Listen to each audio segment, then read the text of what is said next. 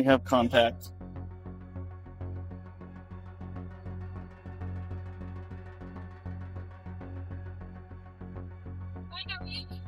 Not too bad. Yourself?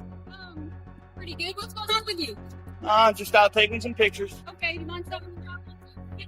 Actually, I'm kind of on a time schedule. Okay, I need to talk to you, so you need to stop and talk to me. Am I being detained? I want to stop and talk to you. I appreciate that. Vehicles? No, Are you looking no. in vehicles? I Yes, at the moment you are being detained. For what I crime? find out what's going on. For what If crime? you're looking in vehicles, I need to find out who you are. For what crime? And what you're doing. What crime am I being detained I'm for? investigating. That's not a crime. What I'm crime? investigating. Ma'am, what Do you have crime? some ID with you? No, ma'am. What crime? What crime am I being suspected of? Right now, I don't know. Exactly. So there's But no if you're reason to looking in detain. vehicles and you're taking pictures and you're inside taking pictures of All legal activities, ma'am. what's that? They're all legal activities. Can I ask why? Let me talk to you for what's your first name? Tell me that. I'd rather not give that up. That's fine too. You're making everybody in there very uncomfortable. Well, and that's you're going in there taking pictures of them. I You're went out in. here I taking didn't go in there to pictures of take their pictures of cars. them. I went in there just to get pictures of the inside of the post office, and I grabbed a passport application while I was in there. Okay, why are you taking pictures of the inside of the post office? It's part of what I'm working on. Okay, is that I'm a working big on secret? it. Yeah, right now it is. I'm working on a story on the post office. It'll be online, and I'm hoping in about a week. The day starts ordinary. The person wanders, camera in hand, capturing images. But the calm shifts. Officers approach, questions sharp, voices tense. Am I being detained? The answer hangs in the air. Confusion and protocol collide. They speak of vehicles, of investigations, of discomfort caused. The visitor insists on legality, on intentions clear. Photographs for a story, nothing more. Names are requested, explanations repeated, 3 times over, yet trust feels fragile. Every moment stretches, measured in suspicion and patience. Finally, understanding begins. Misunderstandings resolved, the path clears. Cameras, stories, and duties coexist, but the encounter leaves a mark, a reminder of authority, rights, and the delicate balance between them. Whoever picks it up, you can just Google Claremore Post Office, and it'll come up. That's fair, but you're making everybody really uncomfortable, and now you're not wanting to talk to me. They're telling me you're looking in cars, so I'm gonna find out what's going on. I have a reason to find out. They're gonna what tell you're you up that to. so they can get you out here. That's great. I've never And then been if looking I in find any out that cars. you're good, then you can be on your way and do what you're doing. But I have a job to do. I understand It's that. not to give you a hard time. But I also need have a find job out to do, why and I you're have doing things to do. I don't have time to waste around here. I'm on my last pass, and then I'm out. I've already explained to them what I'm doing. it. Okay. You So- explain to who? 3 different people. Okay, who are the 3 people? I don't know who they are. I didn't have one name. One lady said her name was Trish.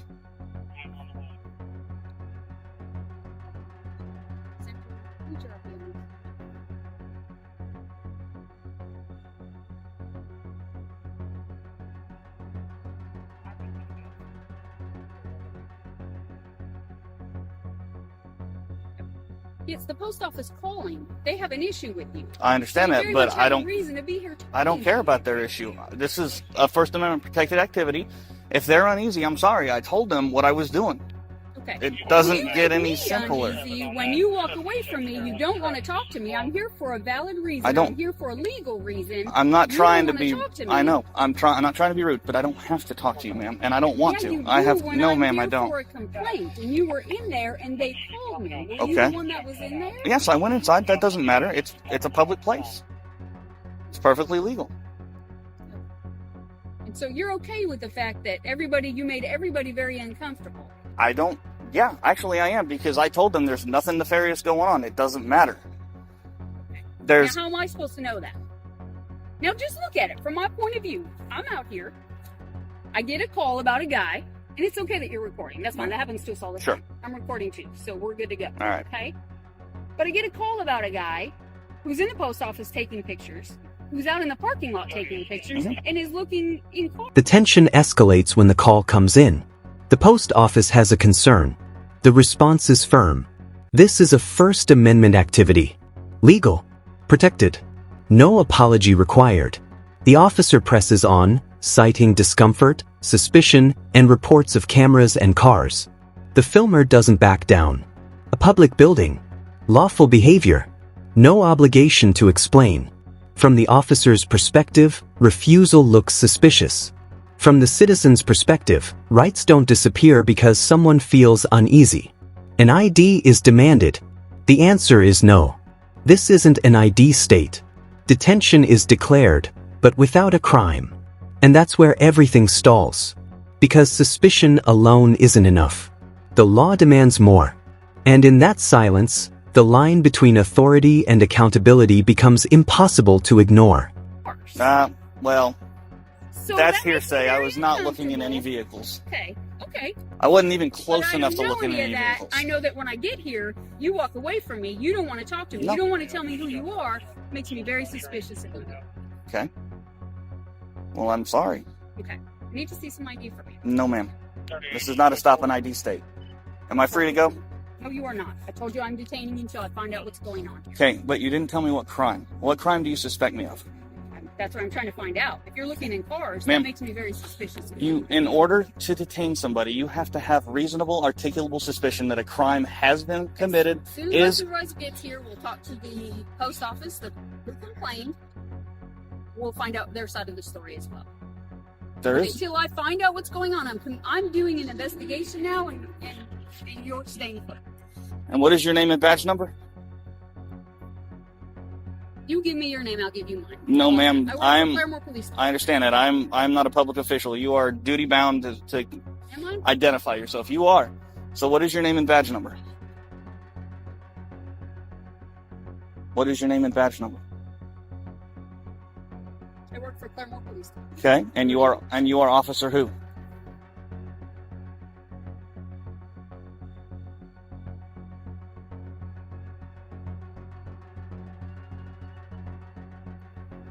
Okay, if you're not going to identify yourself to me, then Then what? you're not going to detain me, and I'm going to be on my way because you're not an officer in my eyes.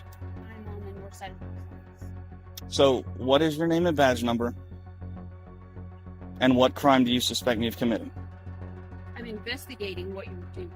That's not a crime. What crime do you suspect me of committing? The standoff stretches. Questions circle in endless loops, names, badge numbers, suspicions, but clarity remains elusive. The officer wants identification, a declaration of authority. The citizen refuses. I don't recognize you as an officer, they insist. Tension grows, measured in every step, every camera click. Reports of vehicles and complaints hang in the air, but nothing concrete exists. Legal rights clash with perceived duty. Investigation, they say. Yet the law is silent on this supposed crime. Cameras roll, words echo. The sidewalk becomes a courtroom, the post office a stage. Both sides hold their ground, firm in principle, wary of escalation. In the quiet between accusations, the real story emerges. The fragile balance between authority, accountability, and the freedoms we take for granted. Round and round, but Okay, well, what is your name and until I badge talk number? to the other part of this, I don't and have to find stay out here. What's going on? You are going to stay here. I don't know what's going on. That doesn't I matter. have complaints that you're looking in vehicles. Now I get here, and you're on the sidewalk, and you're taking pictures, and Yep. you're recording, and I'm good with that. I don't care. But you won't tell But me your my name. issue is you were in there. That doesn't matter. If you don't care, then why won't you tell me what your name and badge number No, I is? care because you were in there causing a disturbance. I wasn't causing a You were disturbance. because they called. That's not my problem. It is now because you're here. How are we doing, sir? Oh, I've had better days. You? What's going on? Ask her. She thinks she's going to detain me. You are staying here. You're not going anywhere. What crime do you suspect me of committing? You have to There is no disturbance. You have to articulate a crime. What is her name and badge number? She's refused to give it to me. Why are we here? I'm taking pictures. That's it. Okay, why are we taking pictures? I'm working on a story on the post office. Okay. Or where's your firearm at? What makes you think I'm carrying? Because you have a holster on your back. It's empty. Okay, well, I'm asking, is it on your person? No, sir. Okay. All right. Do you have any ID on you? No, sir. Okay, what's your name, partner? I'm not going to give it. Okay. Am I free to go? No, not right yet. What crime do you suspect me of committing?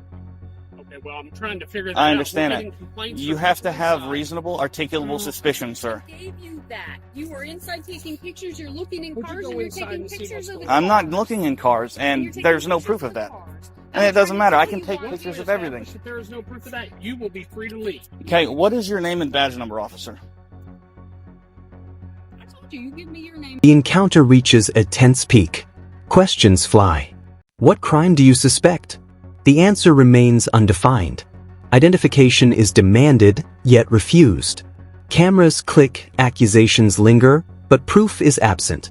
Every assertion is met with calm defiance. I'm taking pictures. I'm working on a story. A holster is noticed, but empty. ID is requested, denied. Freedom to leave hangs in the balance, tethered to vague suspicion. The officer cites procedure. The citizen cites rights.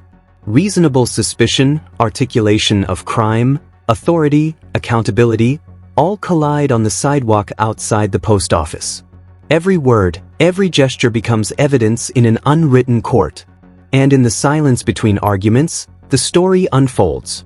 A study of freedom, of procedure, and of the fragile line between law and personal liberty. I'll give you mine. Is that what you tell the judge when he asks? What is your name and badge number, ma'am? Keep smirking. This is going to be very bad for your post or for your department. What is your? I'm Sergeant Buck with the Claremore Police Department. Thank you, sir. All right. What is your name and badge number, ma'am?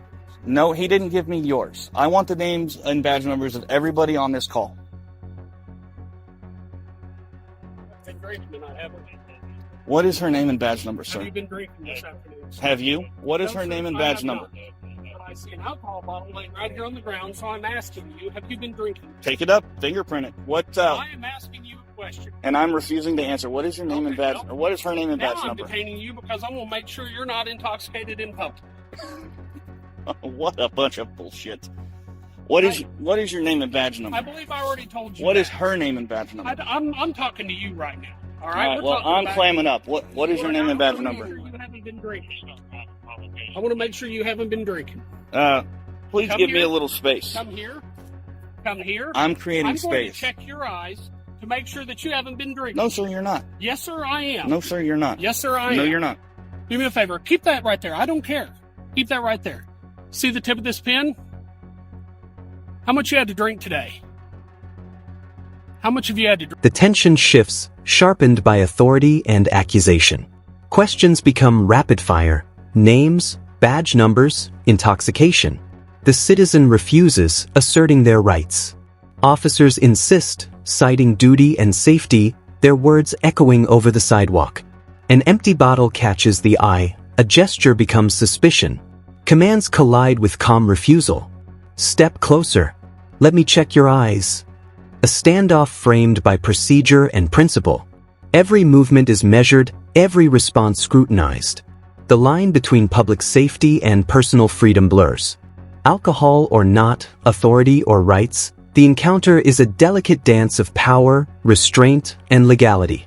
Cameras record, memories sharpen, and the story grows, not just about one day, but about the fragile balance between enforcement and liberty. Drink I don't today? drink. See the tip of this pen? I want to make sure that you're safe to do this. I don't consent to field sobriety tests, especially when there's no. Where you're standing, there's an alcohol bottle. When she stopped me, I was down there. Whenever I showed up, you were standing right there. Congratulations. See where her car's parked? That's where she stopped me. Okay. All right. Which is, I don't know, what's that, about 60, 70 feet away from that? So what is your name and badge number, ma'am, last time? Make it the last one. Okay, well, I'll call the chief. Here's the deal. Whenever I make sure that you haven't been looking into cars and doing stuff like that, if I can establish that, you're on your way. Well, do what you gotta do then. All right then.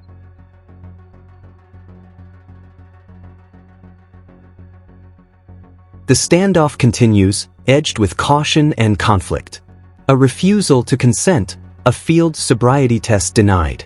Distance and perception matter. An alcohol bottle on the ground, a citizen 60 feet away, hands in pockets. Authority insists, referencing holsters, potential danger, and what they deem rational behavior. The citizen remains calm, asserting rights, explaining intentions, insisting legality. Cameras roll, the tension palpable.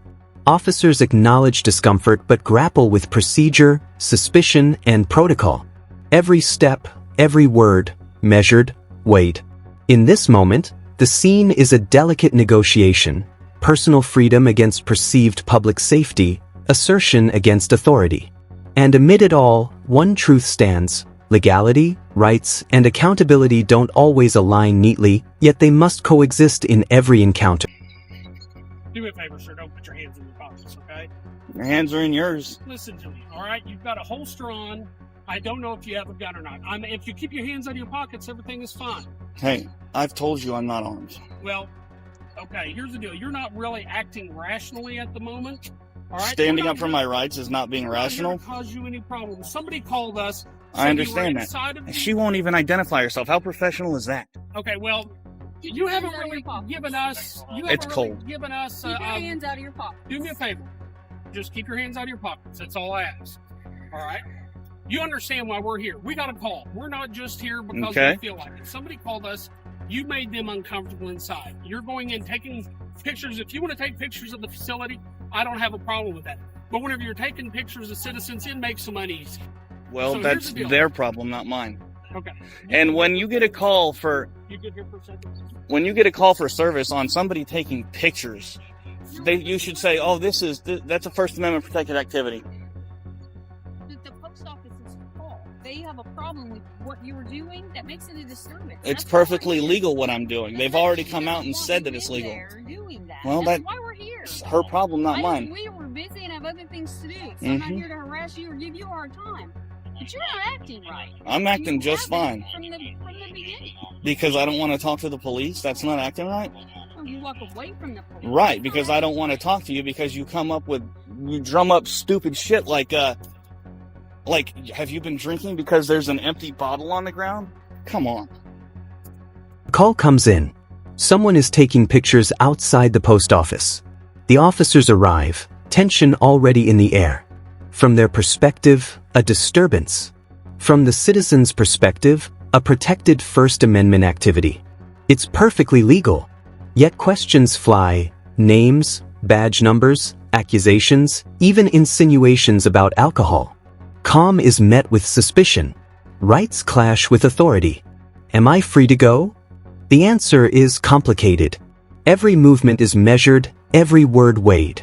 Professionalism varies. Some officers firm, some cautious. Cameras record, moments stretch, and the encounter becomes more than a simple call. It's a study in balance, the fragile line between lawful activity, perceived threat, and the responsibilities that define both citizen and officer. Am I free to go? Are they done now? Not yet. What is your name and badge number, sir? You have the sergeant's. Sherman 144, is that what you said? Thank you, sir. Well, that's 2 out of 3 that have been professional. Thank you. So you said you're doing a story on the post office? Yes, sir. What kind of story are you doing on the post office? You can see it online in a few days. Tell me what it's about, or like... Well, now it's going to be about the First Amendment in the post office because they're obviously not trained. Because they have documentation from their higher-ups that was released. Let's see, first is Poster 7, I believe, and then there is a memo that came out 8 years ago. So I think they've had enough time. Or, well, I guess, what memo? I mean, Right, I understand. It's public photography. Basically, the Department of Homeland Security in 2010 came out with a letter. Yeah. Came out with a memo that said it was perfectly legal to record any federal installation, any federal property. That's it. I mean, that's it. I haven't bothered anybody. I went inside. I got a passport application. Said thank you and see you later. Just taking pictures. That's it, man. And said that recording was a crime here? Yeah, the lady who came out and talked to me said that you can't record federal property, but that's she's that was somebody's misinformed. Yes, Okay. yeah, she's misinformed. And I actually told her, I was like, call the police if that's what you feel like you want to do, and they'll educate you. I didn't think it was going to be this, because obviously there's a few officers here that aren't educated on this. So what else are you trying to? What stories else are you doing? A lot of it has to do with First Amendment stuff and government accountability. So you've been to the jail, courthouse, Yep. police station down here. Yes, sir. Where else you gonna go? Actually, I'm done after this. Is that after this? Yeah. Have a good day. All right.